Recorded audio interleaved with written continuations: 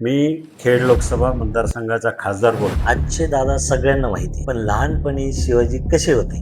डोक्यावर पाठी भरून दोघंही वडील आणि मी भाजी विकणं, फळं विकणं. देशाचे नेते आदरणीय शरदचंद्रजी पवार असतील, वळसे पाटील असतील, बाकी सगळ्यांच्या विचार बदलला. ते म्हणाले, मला वाटतं तुम्ही राजकारणात येऊ नका, व्यवसायामध्ये राहा, मराठी लोक कमी आहेत. मी असेल, वळसे पाटील असेल, आम्हाला थोडासा दुरावा जाणवायला लागला.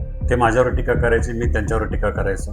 दादा पार्लमेंटमध्ये पहिला दिवस तो कसा होता? तेव्हापासून सलग 2 वेळा संसद रत्न पुरस्कार मिळवणारा मी खासदार ठरले. दादा बाहेर हजारो लोकांचे प्रश्न सोडवताना घरात दादा कसे आहेत? आज आपल्याशी चर्चा केली, काही आपले काही विषय पाहिले. ते पाहिल्यानंतर एक आगळं वेगळं पण आपल्या चॅनलचं मी पाहिलंय. एक अभ्यासपूर्ण एखाद्या विषयाशी सखोल अभ्यास करून लोकांपर्यंत काय मांडलं पाहिजे. काही अशा गोष्टी की लोकांना माहिती नसतील, त्या लोकांपर्यंत आल्या पाहिजे. समाजाला सुद्धा आपल्या चॅनलच्या बातमीतून काहीतरी घेत आलं पाहिजे. हा आपला उद्देश मी बघितले गेल्या अनेक महिने आठवड्यापासून मी फॉलो करतो आपल्या चॅनलला. म्हणून मला आपल्याला विनंती करायची की हे खूप चांगलं चॅनल आपण चालू केलेलं आहे. पण विजय प्रजापती, मी तुमचं आणि तुमच्या सगळ्या सहकार्यांचं मनपूर्वक अभिनंदन करेल की एक चांगलं काम करताय, चांगला उपक्रम तुम्ही हाती घेतलेला आहे. मी माझ्या सर्व त्या परिसरातील जनतेला विनंती करेल, आव्हान करेल की ह्या चॅनलला सबस्क्राईब करून नवीन नवीन विषय रोज पाहत जा. एवढीच मी माझ्या जनतेला विनंती करेन.